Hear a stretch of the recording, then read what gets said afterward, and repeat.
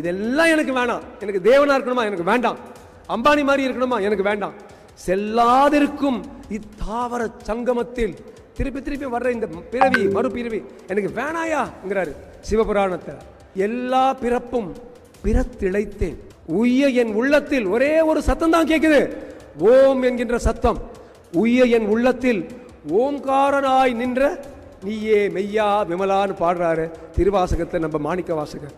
இந்த பக்தி, இந்த அன்பு, இந்த சமத்துவம் தான் நமது திருமுறைகள். அங்கிருந்து இன்னொரு விஷயத்துக்கு போங்க. அங்கிருந்து பணிவு.